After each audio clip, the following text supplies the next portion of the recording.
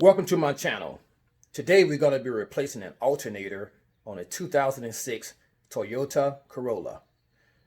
So stay tuned as we go through some troubleshooting procedures before we replace the alternator. And these are some of the tools that you're going to need to replace the alternator in your 2006 Toyota Corolla. You're going to need a ratchet and a 10 millimeter socket. You're going to need a 17 millimeter wrench, a 19 millimeter wrench, and naturally a new alternator. And also you would need a 14 millimeter wrench for your negative battery ground cable on your battery. So these are just some tools you'll need to take care of the job. Right here on the dashboard indicator, you can see that the battery light is lit up. Next to it is the tire pressure light. We're not going to worry about that for right now, and nor are we going to worry about the maintenance required. That's more of the oil change situation. But let's focus in on the battery being lit up, the battery light. When that battery light lights up, it's letting you know that there's a problem with the charging system. And we're going to look at some things to look at when that battery lights up like that and how to check the charging system. Okay, we are right now in the engine compartment, and like I said, we're going to look at the charging system. This is the battery right here. And first of all, you want to make sure that you have the required voltage in your battery to turn over the starter. So what you would like to do is put your multimeter here and just see how much power you have in the battery. You should have roughly about 12 volts. One way you can tell if your alternator is bad, if you lift the negative post off of the battery while the car is running and the car eventually cuts out, that lets you know that your alternator is not providing power to the car. So we're going to take a look at that right now. You see that? It immediately shut off as soon as the battery was disconnected from the car. And it lets you know that the car was running strictly off battery power rather than the alternator. So we're going to go ahead and get started. And the first thing you're supposed to do when you working on any type of electrical component in your car is go ahead and disconnect the power. And we're going to do that by disconnecting the negative battery clamp from the battery. Okay, there's the alternator right there. It's on the right side of the car. If you're facing the car in the front, it would be on your left.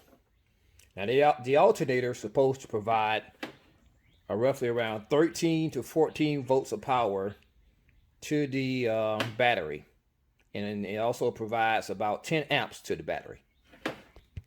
The next thing we're going to do is disconnect all the electrical connections to the alternator. You can see this one right here. We're going to disconnect that cable electrical connector. We have one here, and then you have another one down at the bottom right in this area right here, down here at the bottom.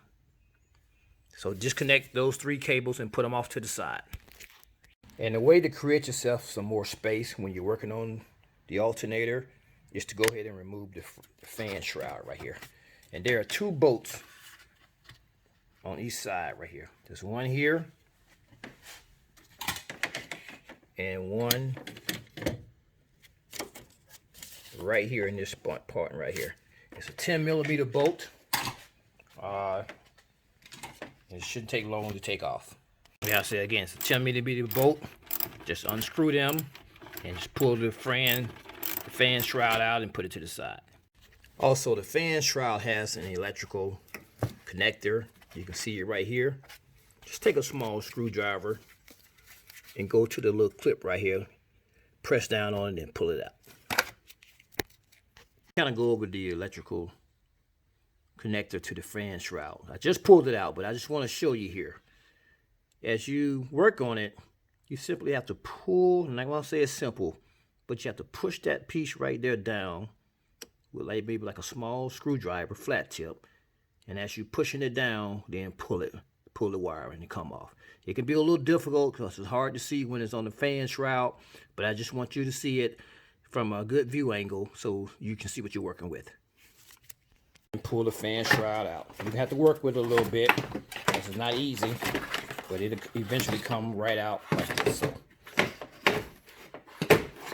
and you have little holes here that's mounted to the side. You know, I normally just try to keep everything intact, so what I would probably do is just simply put it to the side here as much as you can, so it can be out of your way. You have the 3 electrical connectors, 1, 2, and then you have a third one down here at the bottom. You got to take all 3 of those loose. And try to be as careful as you can with these electrical connectors, because what can probably end up being an average to a simple job can turn out to be a very difficult job if you break these connectors. Now you probably have to go through the process of trying to tape them back on or trying to get a new harness. So just be careful. There's a little piece right here on the side. You have to press it down and pull it out. So just be careful. If it doesn't come out, you know, just work with it. Don't try to force it. Also go and remove the top cover of the engine here. You're going to do that with a 10mm socket. That gives you a little bit more space, because what I'm seeing now, there is another electrical connector right here, and you need the space to get to that. The 10mm bolts off the cover. Just go ahead and remove that cover and move it off to the side. Now that the cover is removed, you have a lot more access to the alternator. Next, we're going to move that other electrical connector that's sitting right there above the alternator. And you can see on the side of it, there's a clip that you press down right here. Just simply press that down and pull it out of the area. Okay, next there's a terminal connector that's sitting right here on the electrical wires. Just go ahead and move that. Now it's going to be tough here because you know, it can easily break, but you're going to have to just kind of work yourself and work it off and pull it off. And you can see here, so just a little plastic piece that covered the terminal connector right here. Next, using a 10mm wrench or socket, just go ahead and remove the terminal bolt here off of the alternator. And then right there below alternator, the generator, the mounting bolt. You can see it with my thumb pointed right here. That's a 14mm bolt. Go ahead and use a socket wrench or something to screw that off. That can be a difficult one to continue to turn and get off. So just be leery that it's in an awkward position. So you're gonna have to work with that. Now with a 17mm wrench, you're gonna go down here. You're probably gonna need a breaker bar or some type of cheater tool that can go on top of your wrench in order to loosen this bolt. Now with a 19mm wrench, you want to put it on the tensioner bolt, and you want to pull forward and release your belt just like that until your belt is released. The serpentine belt. Then remove the serpentine belt. As you pull the tensioner bolt located above the mounting bolt forward, you then release your serpentine belt. All right, to remove this connector on the top, simply press down this little piece right here and slide it off. It can be difficult. Just take your time. Don't get frustrated and just pull it right off if you can. All right, to remove the top connector here, simply press right here on the side and slide it right off. Now with a 10mm wrench, you want to remove the top bracket bolt here out of the alternator, right on top right here. Once you remove that top bolt here, then the alternator should be ready to come out. Once the alternator is removed, place it next to the new alternator and ensure all accessories are moved over from the old alternator over to the new alternator. Okay, go ahead and position your new alternator back in this area. And I'll try to start off first with the top mounting bolt, because once you get that set up, just do everything in reverse order. Start off first with the top mounting bolt to get that aligned. And once you have that aligned, the bottom bolt should be pretty easy because it's already aligned from the top. So once you got the top bolt slightly mounted right here, then you go and install and try to line up the bottom mounting bolt. The bottom right here. Bottom mounting bolt. And use your 14mm wrench and go ahead and start to tighten up the bottom mounting bolt of the alternator. Like I say, don't tighten it up completely because we still have to put the serpentine belt on. Using your 19mm wrench, position it on the tensioner bolt, and you're going to be pulling it forward so you can put your serpentine belt back on your alternator pulley. There you go.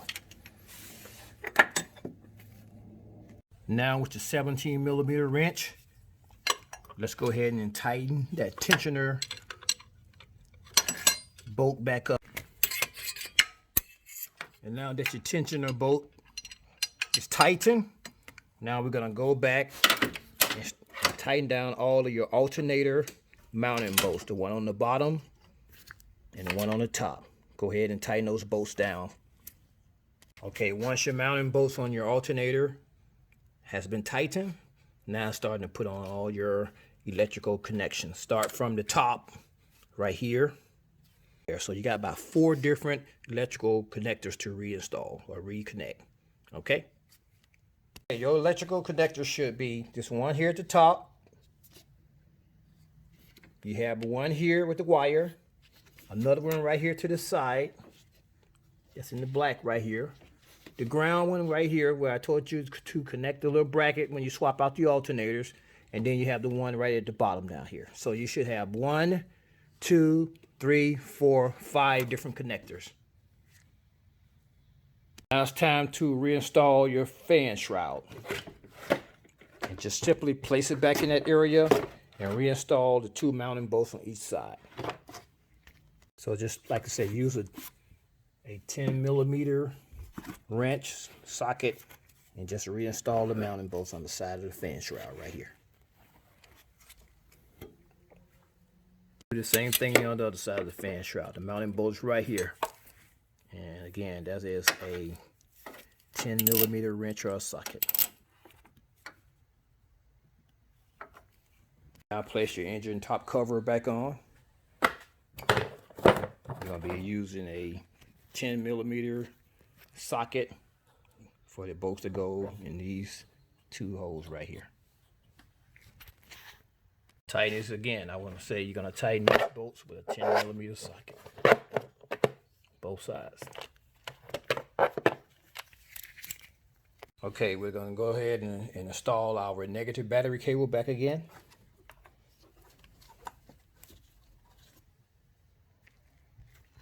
We're going to go ahead and start our car and see if the battery light is still on.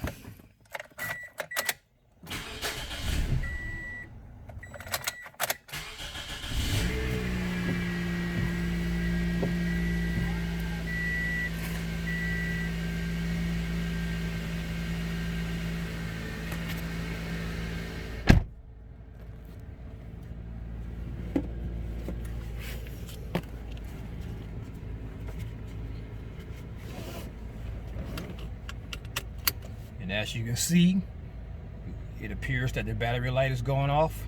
Now we're going to do one more test where we're going to remove the negative terminal like we did at the beginning and see what the car runs without the battery. If your car runs without the battery being hooked up, that let us know that the alternator is providing power to the car and it is working properly, providing 13 and 14 volts. Okay, while the car is running, we're going to see if the battery being disconnected, see if the alternator will power the car. Now I'm pulling my negative cable off of the battery. And the car is running without the battery being hooked up. So it let us know that the alternator is working, providing power to the car. Okay, that completes the installation of an alternator on a 2006 Toyota Corolla. If you have any questions, feel free to submit it in the question block.